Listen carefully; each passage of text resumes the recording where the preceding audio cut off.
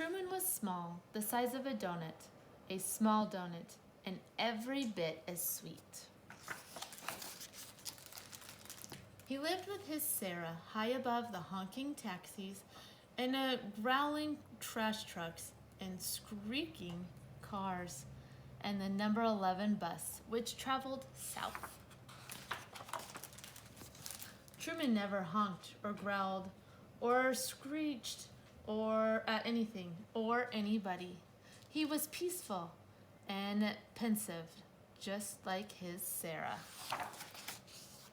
One day, Sarah ate a big banana with her breakfast, clipped a blue bow in her hair, and buttoned up a brand new sweater. She strapped on a backpack so big, 32 small tortoises can ride along in it, but 0 tortoises did. Sarah placed 7 green beans in Truman's dish, 2 more than usual.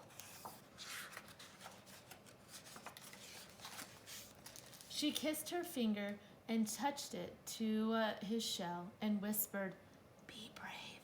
Then she left. Not to worry, she'd left him before, and she'd always returned. But this time, that backpack particularly was big, and Sarah looked particularly pensive.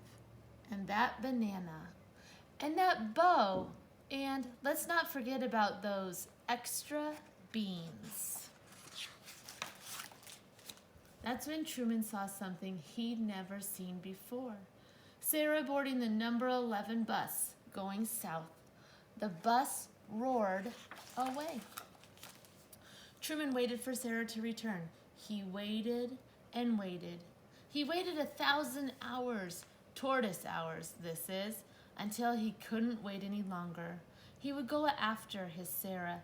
He would watch the number 11 south, even amid the honking and the growling and the shrieking, even if it seemed impossible. Wonk. Then, when he noticed the rocks, 3 rocks that had always been there. Ordinary rocks that now seemed extraordinary. And the arm of the couch and the pillow propped just right, and that tall, tall boot, and the rug, that glorious, endless rug. Without Sarah, their home seemed vast and uncharted and unsettling. Truly unsettling.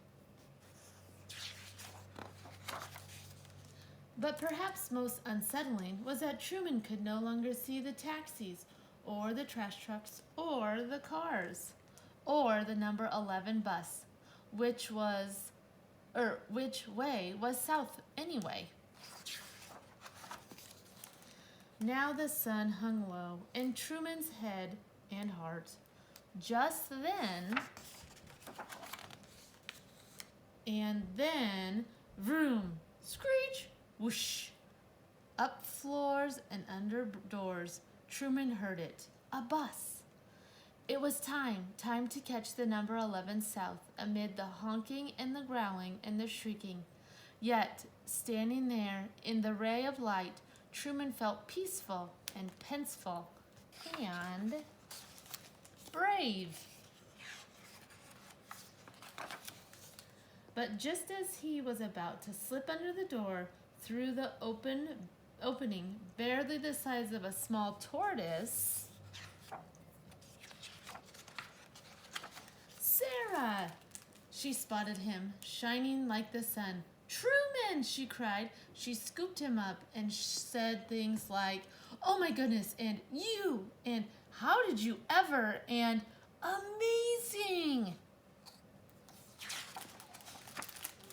Sarah kissed her finger and touched it to his shell and tucked him back safely in his tank, where he was peaceful and pensful and proud. And later, just before bedtime, she read him a story.